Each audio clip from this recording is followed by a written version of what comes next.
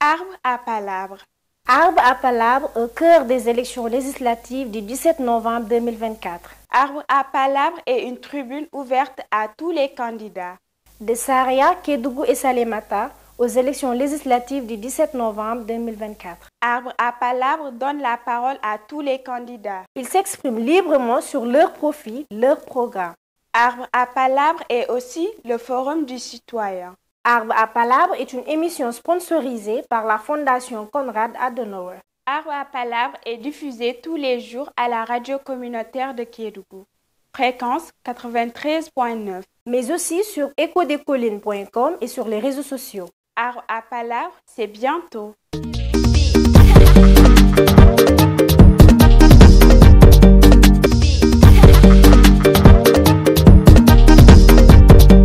Mesdames et messieurs, bonjour à toutes et à tous. Merci et bienvenue dans Arbre à palabre qui reçoit les candidats à cette 15e législature, ces élections législatives prévues le 17 novembre. Et ceci nous permet de recevoir tous les candidats à la députation.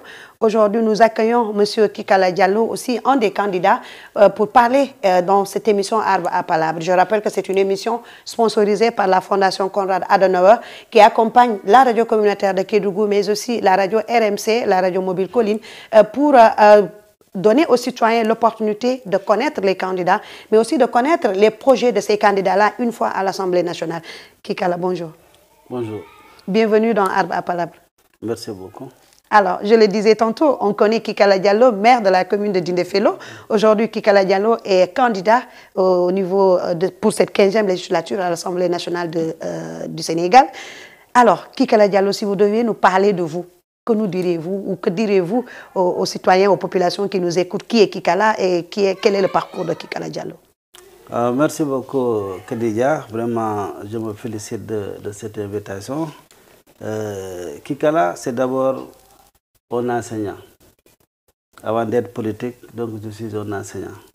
Kikala est en politique pratiquement depuis 2008. Tout le monde le sait que c'est justement en 2008 que Kédougou même a été créé en tant que région, mais également la commune de Dindéfelo a été créée en 2008. Mais c'est seulement aux élections locales de 2009 que je me suis retrouvé sur la scène politique. Et donc, les élections de 2009, j'ai été élu le premier président de communauté rurale, donc de la communauté rurale à l'époque de Dindéfelo. Aujourd'hui, je suis le maire de Dindéfelo grâce à l'acte 3 qui a consacré la communalisation intégrale. Donc, je suis devenu maire en 2014, avec les élections locales de 2014, que j'ai également gagné. Et en 2022 également, j'ai gagné. Donc, je suis à la tête, en tout cas, de la communauté territoriale de Dindéfelo depuis 2009, en tant que premier président de communauté rurale, mais également en tant que premier maire de la commune de Dindéfelo. Aujourd'hui, je me lance dans une nouvelle responsabilité, étant dans un parti qu'on appelle la nouvelle responsabilité. Donc, en grosso modo, voilà un peu mon parcours. Donc, depuis pratiquement que je suis en politique, j'ai eu l'honneur d'avoir la confiance de mes concitoyens pour m'élire leur premier président de communauté rurale, mais également leur premier maire. Je pense aujourd'hui, j'ai assez d'expérience pour prétendre, en tout cas, à diriger le département de Kédougou, à représenter ce département de Kédougou à l'hémicycle. Voilà pourquoi donc, je suis là en tant que candidat, comme vous l'avez si bien dit, aux prochaines élections législatives, donc prévues le 17 novembre 2024 prochain.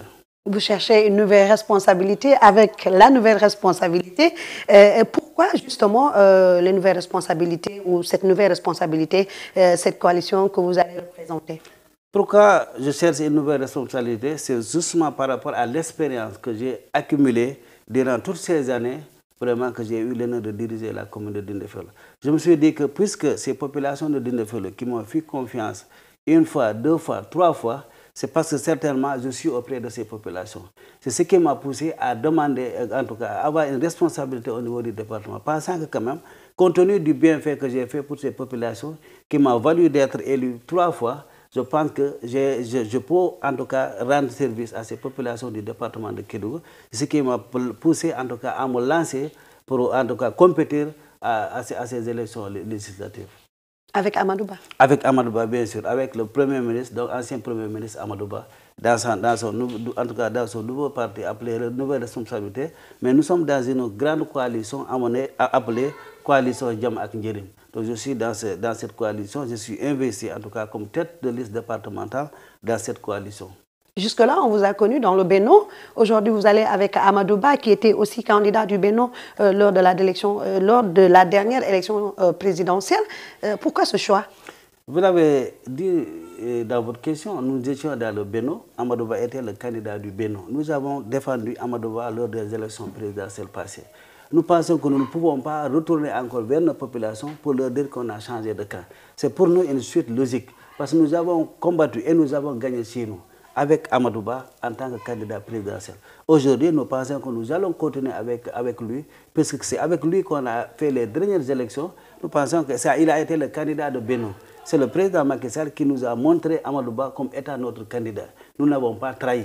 C'est pour cela que nous pensons que nous qui sommes aujourd'hui avec Amadou Ba, c'est nous qui avons battu campagne chez nous, c'est nous qui avions gagné. Nous pensons que nous ne pouvons pas être ailleurs que rester avec Amadou Ba pour consolider la continuité que nous avons commencé avec lui lors des présidentielles passées.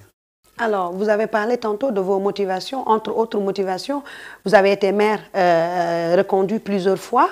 Aujourd'hui, vous voulez aller à l'hémicycle pour représenter El Kédougou et aussi le peuple sénégalais pour défendre des projets, voter des lois, mais aussi pour contrôler l'action du gouvernement.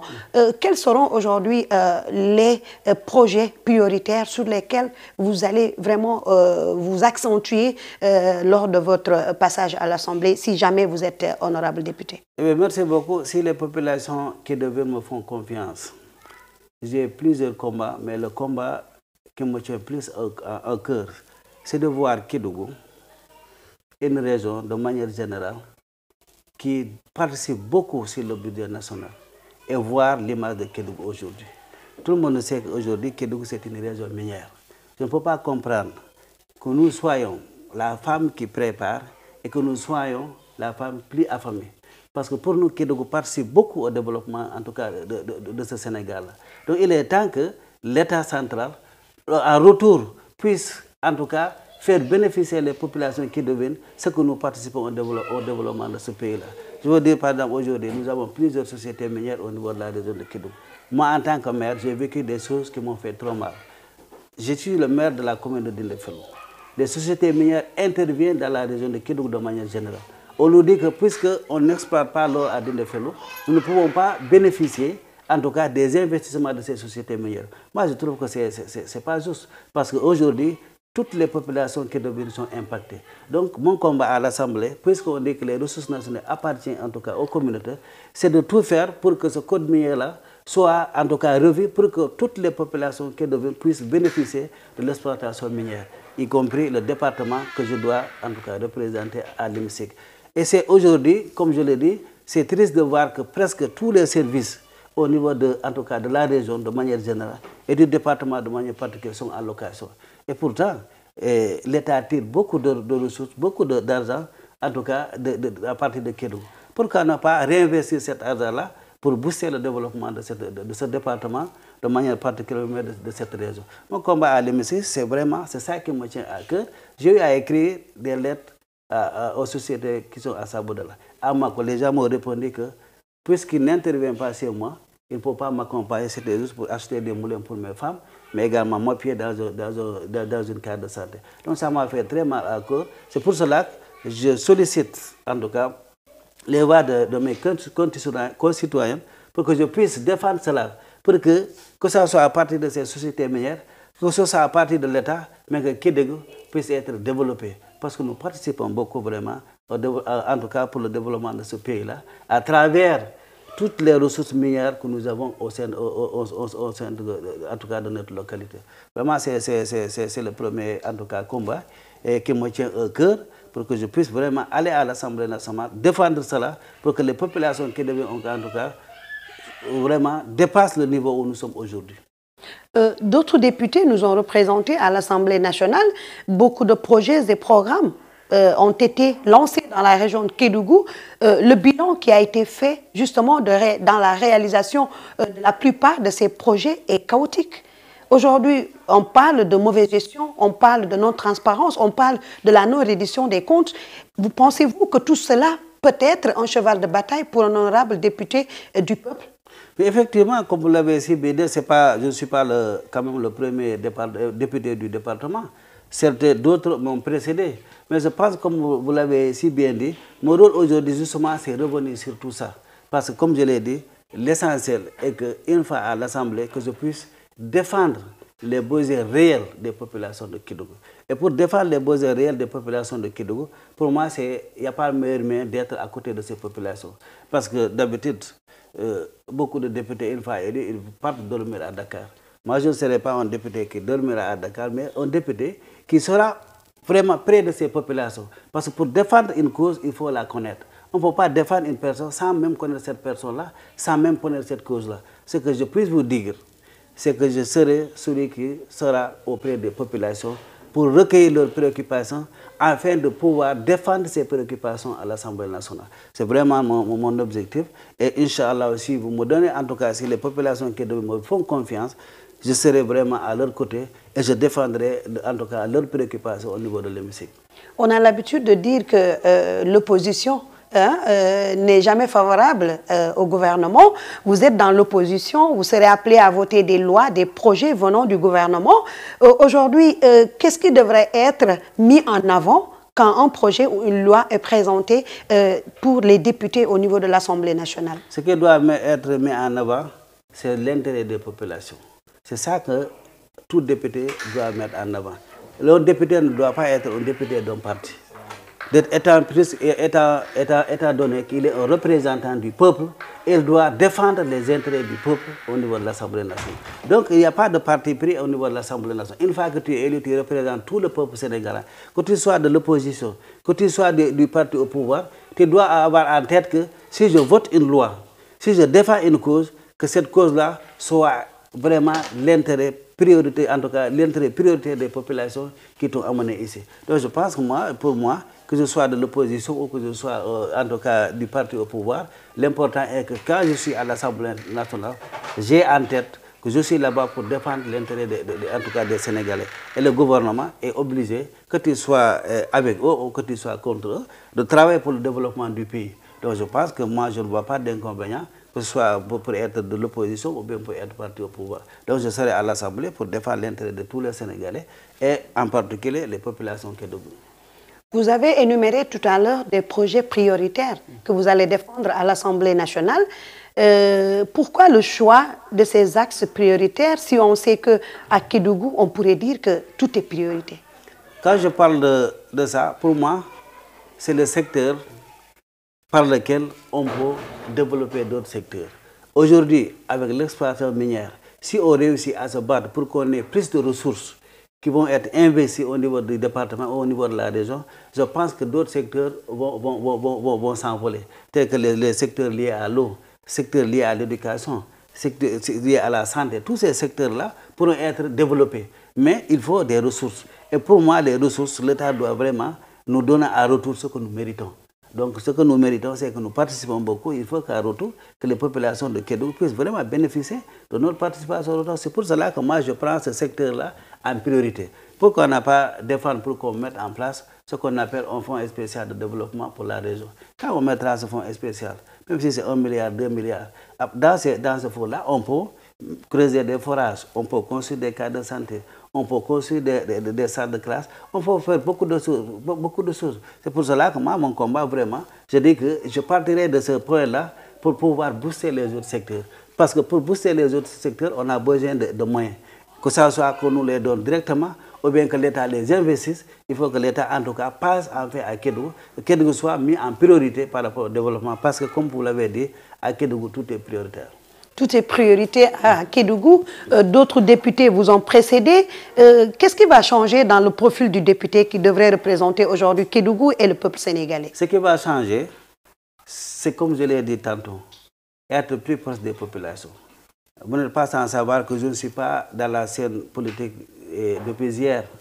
De tout temps, on a eu à élire des députés, mais on ne les a jamais vus sur le terrain. Le changement que je compte faire justement, c'est à chaque occasion de discussion budgétaire à l'Assemblée nationale, c'est au préalable de me préparer par rapport aux préoccupations de mes populations pour que je puisse mieux les défendre, pour que je puisse mieux faire le plaidoyer pour régler en tout cas les préoccupations de ces populations. Voilà ce que je compte faire parce que je connais beaucoup de députés qui m'ont précédé. Une fois élu, moi je suis maire de Dindéfélo, je suis du monde rural. J'ai participé à l'élection de beaucoup de députés. Mais depuis l'élection, peut-être certains viennent remercier, mais de l'élection aux prochaines campagnes électorales, on ne les voit pas sur le terrain. Ils ne connaissent pas ce que nous vivons sur le terrain. Ils ne connaissent pas les besoins.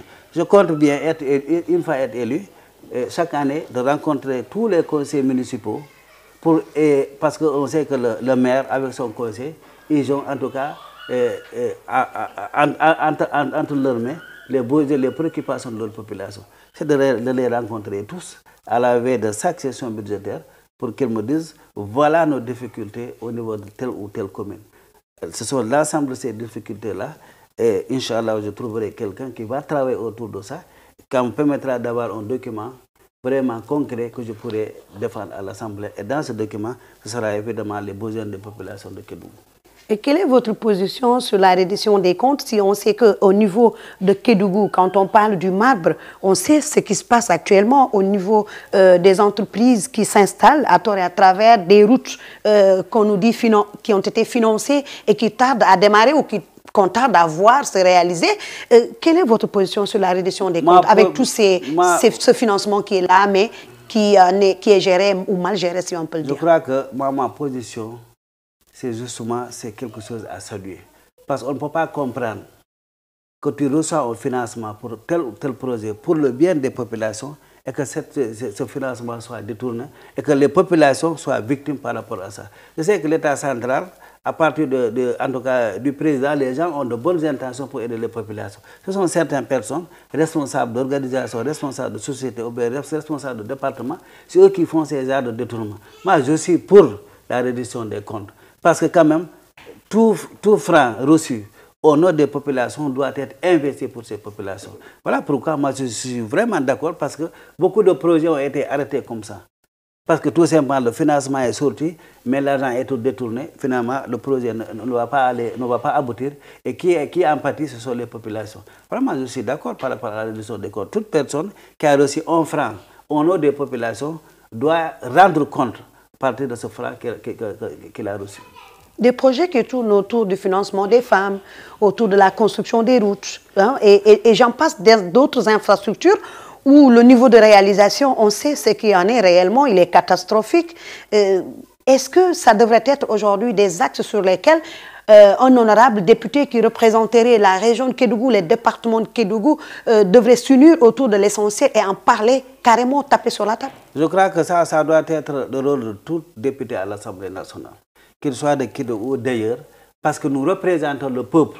Nous sommes les avocats du peuple. Ça doit être le rôle que nous devons jouer. C'est-à-dire s'unir autour de l'essentiel pour que l'argent, en tout cas l'argent public, ne soit pas utilisé à des fins personnelles, que cet argent public soit utilisé pour les populations. Je crois que ça, c'est un combat que tout député doit mener. Étant représentant du peuple, donc on doit mener ce combat-là, qu'on soit du même parti, du même bord ou pas, nous devons avoir donc, comme seule conviction défendre nos populations. Et aujourd'hui, nous devons vraiment mener ce combat-là pour que, comme je l'ai dit, l'argent, en tout cas, investi pour aider les populations, que cet argent-là puisse arriver à ces populations pour que le projet soit réalisé au bénéfice de ces mêmes populations.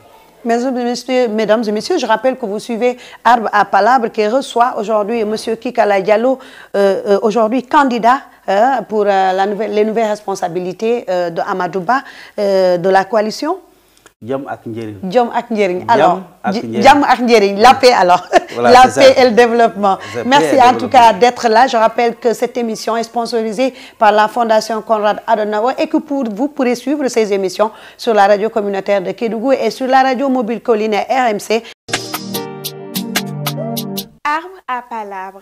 Arbre à Palabre au cœur des élections législatives du 17 novembre 2024. Arbre à Palabre donne la parole à tous les candidats. Ils s'expriment librement sur leurs profils, leurs programmes.